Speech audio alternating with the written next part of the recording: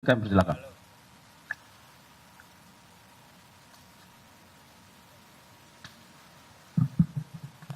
Assalamualaikum warahmatullahi wabarakatuh. Waalaikumsalam warahmatullahi wabarakatuh. Selamat malam, salam sejahtera bagi kita semua. Yang saya hormati Bapak Kapus Penkum beserta jajaran, para kasubdit yang hadir, yang mengikuti kontes malam ini, para teman-teman, saudara-saudara, jurnalistik yang hadir. Pada malam hari ini saya akan menyampaikan perkembangan penyidikan perkara dugaan tindak pidana korupsi dalam pemberian kredit PT Bank Pembangunan Daerah Jawa Barat dan Banten, juga PT Bank DKI Jakarta kepada PT Sritek Rejeki Isman Tbk dan entitas anak usaha yang ada di bawahnya. Bahwa pada hari ini, hari Rabu, tanggal 21 Mei 2025, tim penyidik pada Jaksa Agung Muda Tindak Pidana Khusus Kejaksaan Republik Indonesia berdasarkan surat perintah penyidikan nomor 62-FD2-F-10/2024 tanggal 25 Oktober 2024 telah melakukan atau telah membawa 3 orang saksi. Yang pertama adalah Saudara DS selaku pemimpin divisi korporasi dan komersial PT Bank Pembangunan Daerah Jawa Barat dan Banten tahun 2020.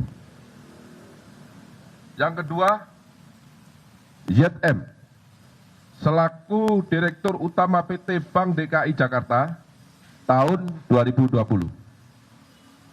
Kemudian yang ketiga adalah ISL selaku Direktur Utama PT Sri Rejeki Isman Tbk tahun 2005 sampai dengan tahun 2022.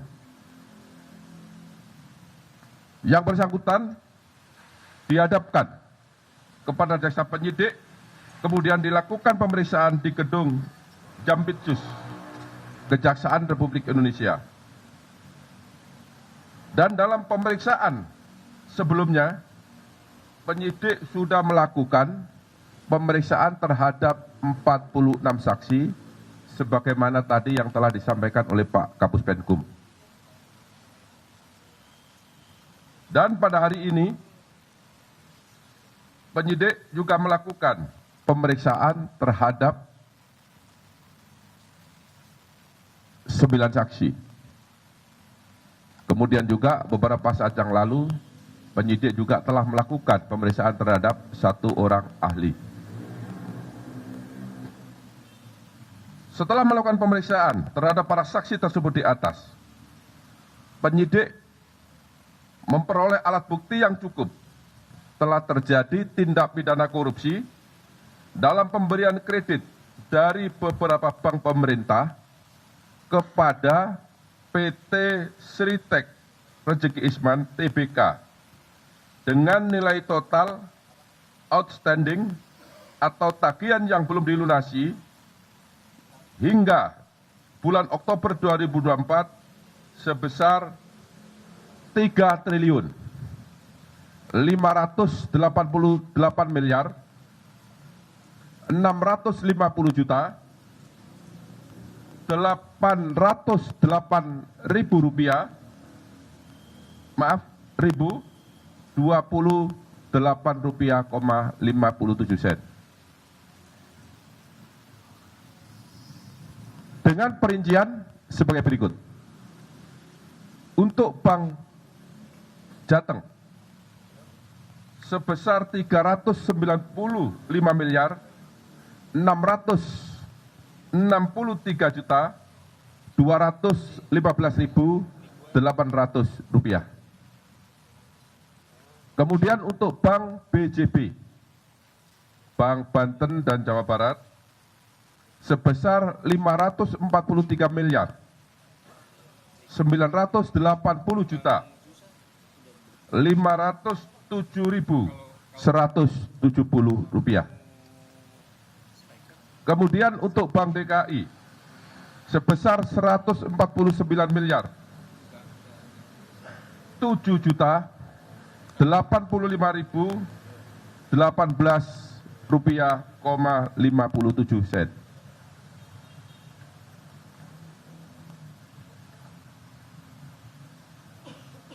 Kemudian yang keempat, yaitu bank sindikasi yang terdiri dari Bank BNI, Bank BRI, dan LPEI.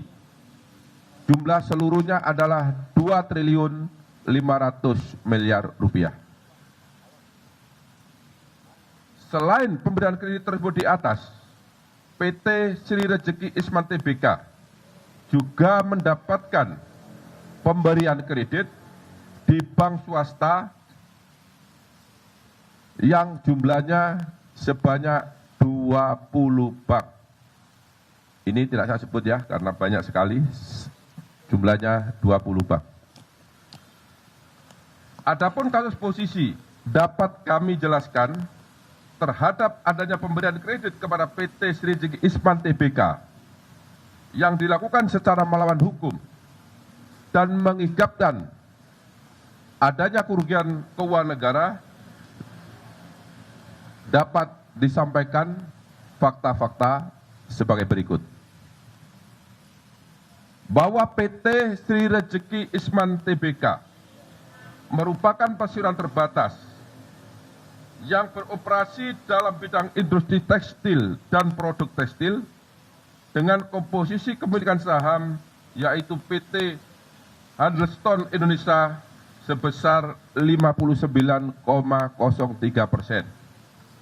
dan masyarakat karena sudah TBK sebesar 40,97%. Bahwa dalam laporan keuangan PT Sri Rejeki Isman Tbk telah melaporkan adanya kerugian dengan nilai mencapai 1 miliar 08 US dollar atau setara dengan 15,65 triliun rupiah pada tahun 2021. Padahal sebelumnya pada tahun 2020 PT Sri Rejeki Isman masih mencatat keuntungan sebesar 85,32 US dollar Amerika atau setara dengan 1,24 triliun. Jadi ini ada keganjilan dalam 1 tahun mengalami keuntungan yang sangat signifikan, kemudian tahun berikutnya juga mengalami kerugian yang sangat signifikan. Inilah konsentrasi dari teman-teman penyidik. Kemudian PT Sri Rejeki Isman Tbk dan entitas anak perusahaannya memiliki kredit nilai total outstanding